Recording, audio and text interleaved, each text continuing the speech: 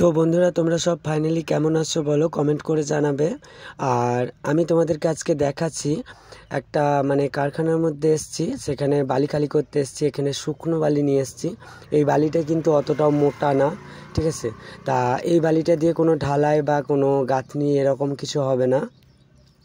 এই বালিটা দিয়ে শুধু রেলের মাল কিছু যেগুলো ছোটোখাটো পাস তারপরে বড়ও তৈরি হয়।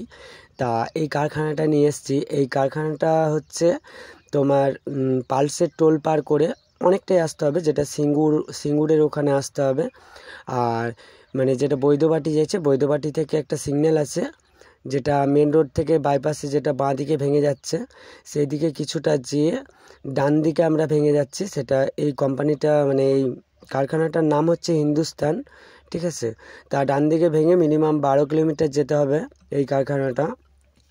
তাই এই কারখানাতে রেলের মালও তৈরি হয়। আর কলকাতাতেও আছে এই দুটো কলকাতায় আর এই সিঙ্গুরের এখানটায় খালি করি।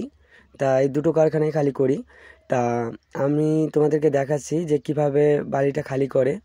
তা ক্রেনে করে খালি করে এই কারখানাটায়, লেবারে খুব কম খালি করে।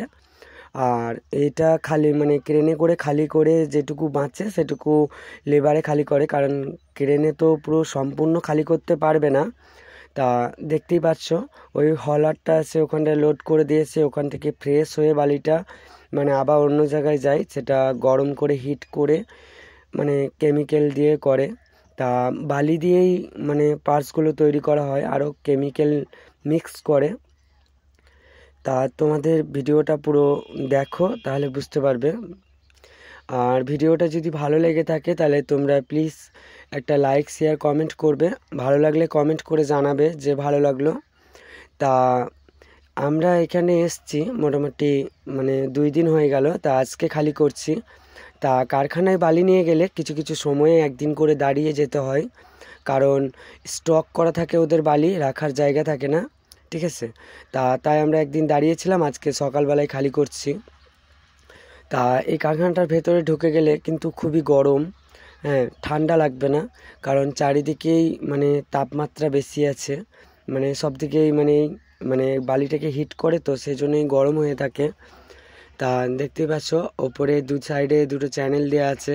তা ক্রেনটা এপার থেকে ওপার যাবে, খুবই সুন্দর ক্রেনটা, দেখতে ভালো লাগলো আমার। হ্যাঁ, আমি আগেও দেখেছি এরকম, তোমাদেরকেই দেখাবার জন্য একটু ভিডিওটা করলাম, সবাইকে দেখাবার জন্য। তা ভিডিওটা জানে ভালো লাগলে প্লিজ কমেন্ট করে জানাবে। এই যে লেবারগুলো একটু এগিয়ে এগিয়ে দিচ্ছে, জানে একটু খালি করে দিতে পারে, লেবারদের একটু কম কষ্ট হবে, সেই জন্য একটু এগিয়ে এগিয়ে দিচ্ছে। এই যে দেখতে পাচ্ছ এখানে ড্রাইভারের রুমটা নিচেতে, ক্রেনের নিচে ড্রাইভারের রুমটা। আর ওই দু সাইডে দুটো চ্যানেল দেখতে পাচ্ছ, ওটা চাকা সিস্টেম করা আছে। তা আমি ওপরে উঠে তোমাদেরকে দেখাতে পারবো না, ঠিক আছে, কারণ ওপরে উঠতে দেবে না।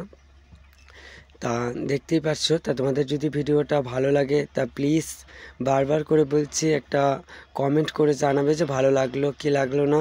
আর যারা নতুন হয়ে থাকো আমাদের আমার চ্যানেলে যদি নতুন হয়ে থাকো তাহলে প্লিজ একটা সাবস্ক্রাইব করে দিও, ঠিক আছে।